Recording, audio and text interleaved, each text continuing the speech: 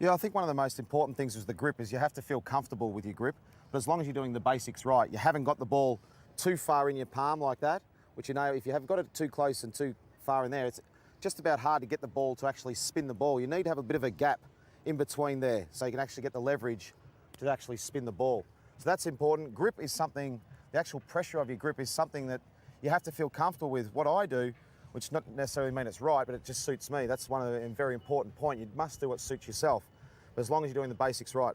My grip, a lot of people are taught to grip it really tight and really squeeze it and spread these fingers like that.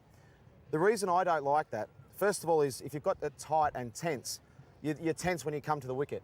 You're actually coming up and you've got it tight and it's all getting really hard. I like to feel relaxed. I think if I feel relaxed doing it, then I'll be able to do what I want to do down that end. So the reason being, I have a nice loose grip.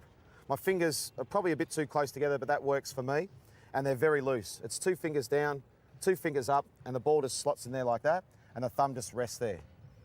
A lot of people talk about how high your arms should be. We've heard people say you shouldn't be above the perpendicular and you shouldn't be too low when you release the ball.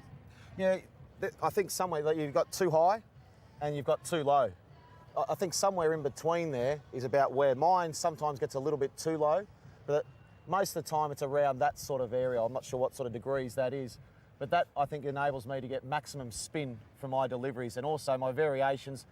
Generally my wrong and my arm will be a little bit higher, but generally my leg break will be working about that sort of angle. So I've got my run up, I'm here, I know exactly what I'm going to do. Now I start to build it up. As I get closer to the wicket here, I start to build it up, and then I bowl. Pretty good cherry, just quietly too. And when you reach the crease, you talk about this explosion at the crease. This is the energy at the crease, isn't it? And where do you propel it? Towards the batsman? Well, I'm a little bit different. A lot of people, I know I'm a bit different in some things, but a lot of people, what they think about... every way there is, mate. Thanks, Mark. But what a lot of people think about is they think about a spot on the wicket. They think about certain different things. I actually think about what shot I want the batsman to play. Whether I want him to push him back and defend, whether I want to draw him forward to drive, whether I want him to try and sweep, whether I'm trying to push him back on the back foot. So that allows me to bowl exactly where I want rather than focusing in on a spot or anything like that. I think about what I'm trying to get the batsman out. I've got my plan. I'm trying to work to that plan to get them out. So then it's a matter of execution. You have to execute what you're trying to do with your plan, or you have to start again. Okay, and you talk sometimes, I've heard you talk about bowling up. Yep. The two things I get, sometimes I do get a bit too round arm. So my key words are think high and spin up, which means if my arm's there and I think high, it just gets it up to about there. It doesn't mean it's up there. Yeah. So I think high to get my arm up into that position, and spin up is not to make sure you spin down, but it's actually to spin the ball up. And here in Perth, That's you can to get the ball above the batsman's eye level? Well, it's to get the ball up in there. As a spin bowler, you have to deceive them in flight. No matter what sort of pace you bowl, you still have to deceive them in flight. You're not going to beat people off the pitch too much. You have to get them in the air. You have to get them to second guess what's going on. Right. And you do that in flight. Try to give us this feeling then of standing tall and spinning up. Well, the easiest thing is to do, there's a difference when you actually bowl. It's all about when you release the ball too. Sometimes if you try and do it and you're actually trying to spin the ball hard, you generally get to about into this position, then you try and spin it hard, and what happens is you drag it down. So if you're trying to spin it hard, sometimes you open up like that and you drag it down spinning.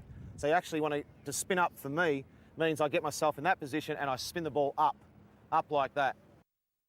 And what role does the follow-through play in all of that? Crucial. Okay. Crucial is the follow-through. There's no point bowling the ball and stopping here. This, with your follow-through and things like that, you've got your momentum with your run-up. When you've actually released the ball, it's just like any other fast bowler, any other bowler. You must make sure you follow through, and that's where your hips and everything else drive. You follow through and you come right through the ball, and everything's at the target. There's no jumping in or angles like that. It's all straight at the target, and the target's the batsman. So you bowl the ball. Once you bowl the ball, you're actually following through, all your weight's going forward. That helps you get that shape and dip and spin and all those nice things. Let's get on to the 4 main deliveries you've got, Shane. Firstly, the leg break. The leg break, basically your wrist is in that position with the back of your hand facing his face, and that's how you bowl your leg break from right to left. That's how it goes. And then from there, you've got different versions of that. You've got more overspin with the leg break, you've got more side spin. They're all the different variations of the same delivery. But that's the basic leg break. So the back of the hand's pointing at your own face. To me, yep. Yeah. Then if you want to bowl an overspinner, it's basically just go straight over the top like that. And then so if you go to the wrong end, nearer the sky, and then the wrong end, the back of the hand's facing the batsman. Facing the batsman. Okay. So there are people that can bowl it a wrong and a lot better than what I can, but that's how I bowl mine. A lot of people can bowl them different sorts of ways and different leg breaks, but they're the basic for children trying to bowl leg breaks. If you try and get your wrist in that position for a leg break, that position for a straight one, that position for a wrong one, then hopefully you'll be okay. How does the flipper work? The easiest thing with a flipper is to click your fingers, put the ball in there, click your fingers, and try and get the ball to come up, and do exactly the same up here. Click your fingers. Give us all four. Four balls. Okay, all here's the varieties. leg break. Leg break I'll first. go leg break, top spinner, wrong un, then I'll bowl a slider and a flipper. Okay. So first of all, you get your leg break, everything the same that we've talked about. Leg break, Okay, so that's got the back of the hand facing you. yep. Then the top, the over spinner or top spinner. Back of the hand heading towards the sky. And then the wrong un. Oh yes, back of the hand facing the batsman. Slider. Slider with a seam. I'll do the seam down this way.